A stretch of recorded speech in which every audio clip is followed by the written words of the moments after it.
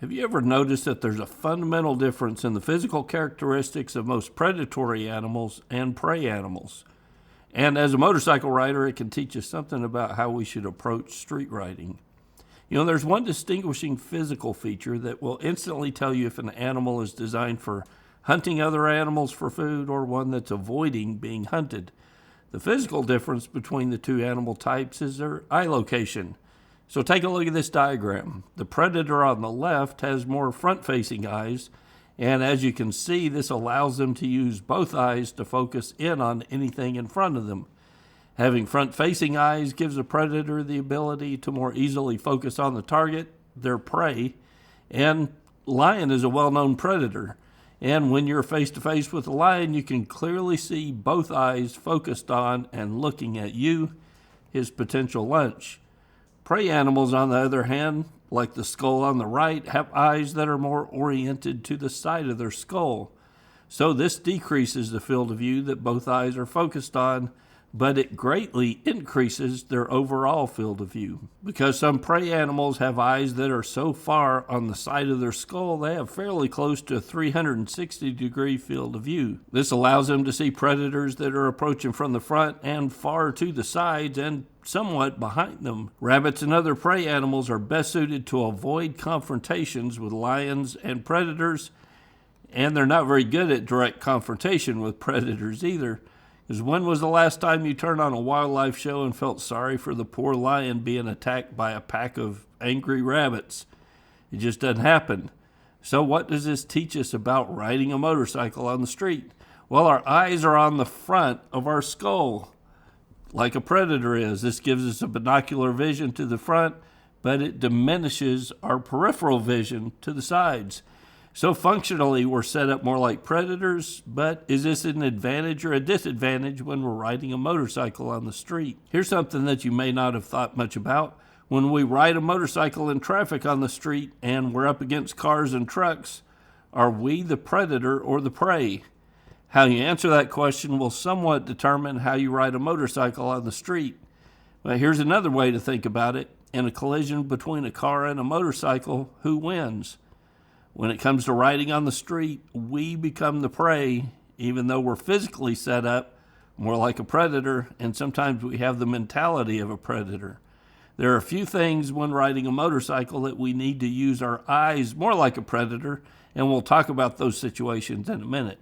But for the most part, because of the position of our eyes to the front of our skull, we have some obstacles to overcome, and thankfully there's some techniques that we can use to overcome those obstacles as riders. The first thing we need to do is adjust our mentality on the road.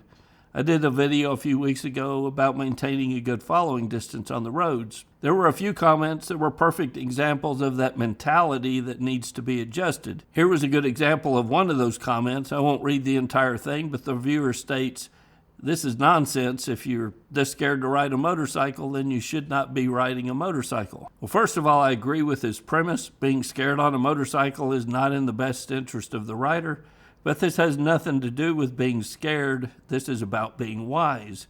It's about recognizing the hazards to riders, avoiding them, and then recognizing what we have to our advantage and using it as an advantage. When we ride, we're not the lion walking through the field looking for prey. 10 out of 10 times, as motorcyclists, we lose in a collision with the car, and if we ride like the cars need to watch out for us, we're asking for trouble. So what can we do that's to our advantage to keep us safer on a motorcycle? Well, let's look at another tip from nature. See the zebras in this video? What are they looking at? Well, every one of those zebras are looking at the lion. And where are they looking at the lion from? They're looking at that lion from a distance. So common sense tells these zebras that the threat is over there, so they look over there and they keep their distance from the threat. If the lion gets closer to them, they move. Many riders ride on the street like they're the lion, but crash after crash has proven this to be a bad strategy for survival. Just like these zebras, one of our biggest advantages as riders is time and space. So as competent riders on the street, we need to see and recognize the threats and adjust to them, and we do this first off with lane positioning and following distance. Because our eyes are forward facing, we need to find a way to overcome that disadvantage with technique. So we keep our head and eyes moving to open up the view. Most of the threat is ahead of us when we're going down the road, and that's where the majority of our attention should be. But if we're not moving our head and eyes, if we're not looking through those intersections as we approach them, if we can't see what's coming to the left and to the right and behind, we're at a disadvantage. So using things like a head check when you change lanes, checking your blind spot to make sure there's not a car there, or checking your mirror anytime you change lanes, slow down, or stop gives us an advantage. And I bet those zebras would love to have rear view mirrors so they could see those lions sneaking up behind them. And we need to remember that we've got our mirrors and use that as an advantage on the street. We also need to avoid target fixation in times of threat, and we can only do that if we practice looking where we want the motorcycle to go. So target fixation is that phenomena of fixating or staring at the object that you want to avoid. So if you're going around a corner and there's a guardrail on the outside of the corner, our tendency is to stare at that guardrail, and you're more than likely to hit it because you're staring at it. The solution is to look where you want the motorcycle to be and not at the guardrail that you're hoping to avoid. And that brings us to times when we need to use our eyes like a predator. Remember that lion hunting their prey? They use their binocular visions to see the target. By locking in, they can better gauge time and space and zero in on their target.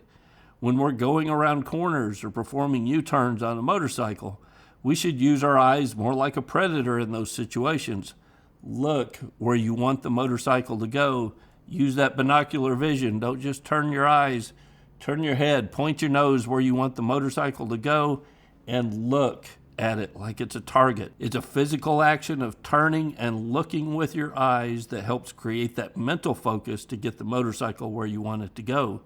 So if you're struggling with cornering at road speeds or making U-turns, it's often the result of poor head and eye placement.